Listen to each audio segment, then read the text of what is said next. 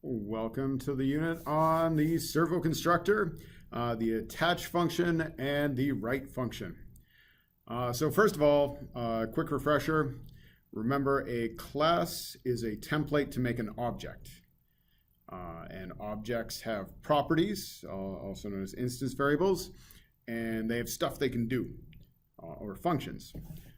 So it's a way of encapsulating all of the required data to do something. In this case, we have a control device that is set to deal with one servo motor. So every servo motor we want to control is going to have one instance, one servo object made for it.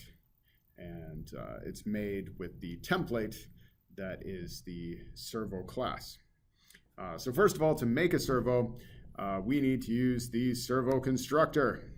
So here we are. It takes no parameters, so we just say servo1. So we've given one servo the name servo1 and said it's a servo. Again, the only reason we know what the heck a servo is because it's all defined in the servo class that we just included, which means that it went and found that servo.h file and just copied and pasted it in. And then we make another servo object. So in this particular project, imagine we got two different servo motors from two different makers. And we made one servo object, servo1, to control the first motor, and one servo object, servo2, to control the second. And we're going to set them up slightly differently.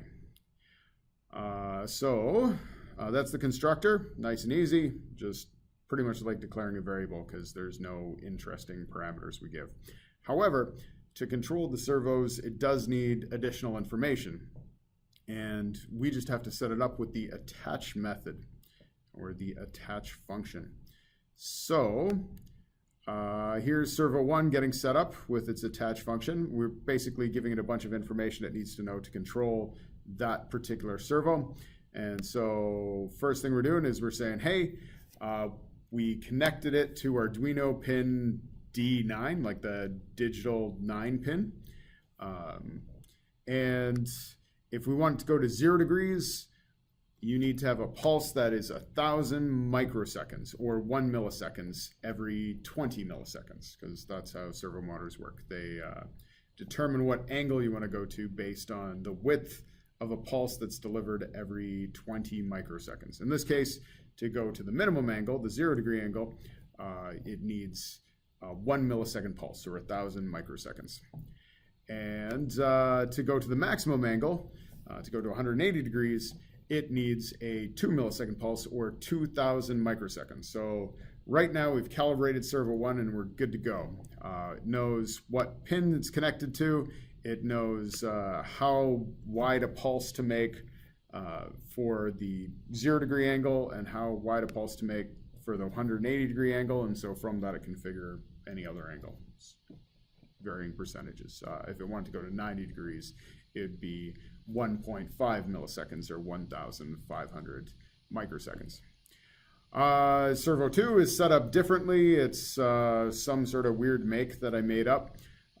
It's connected on pin 10, and to go to 0 degrees, this particular one wants a pulse of 600 microseconds or 0.6 milliseconds, and to go to 180 degrees, it wants a pulse width of 2.4 milliseconds or 2,400 microseconds every, like that pulse, remember, is given every 20 milliseconds for all servo motors. So that's the attach function. This is the type we're using in our project. So if you're using the Smraza kit, or if you're using a kind of standard servo motor, this is the type you use. It's got a 0 degree angle at 1 millisecond and 180 angle at 2 milliseconds or 2,000 microseconds. And but you can get some non-standard servos for sure that you might have to configure differently.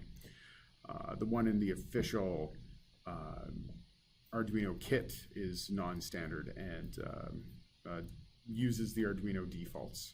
So you can actually just give the pin number with that one. You can just do servo2.attach 10 if you're connecting the servo motor from the official Arduino kit.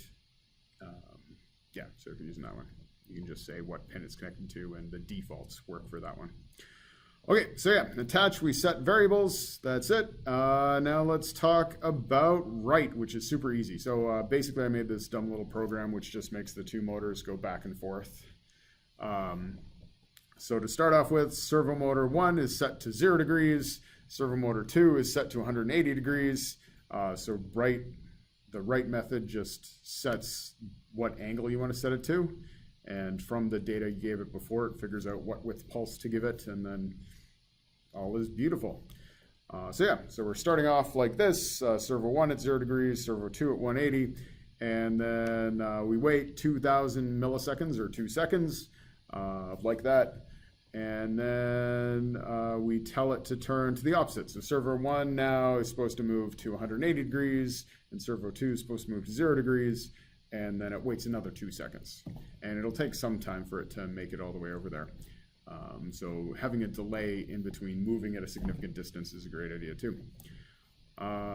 So yeah, this thing just goes back and forth. The write method, super easy, just say what angle you want it to go to.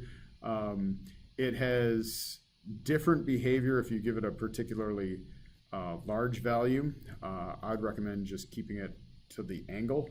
Just give it a number between 0 and 180, and it'll just try and turn to that angle. That's it. So again, quick recap. To initialize a servo object made with the template that is the servo class, you just type the word servo, servo1, make sure you've included the library, the header file.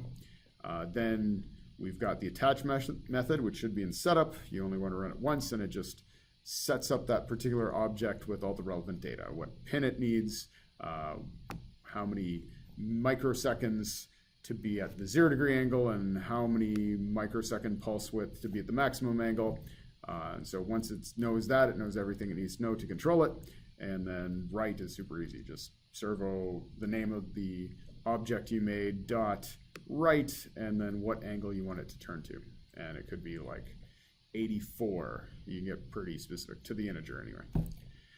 Anyway, I talked quite a bit. Sorry about that, but thank you for listening.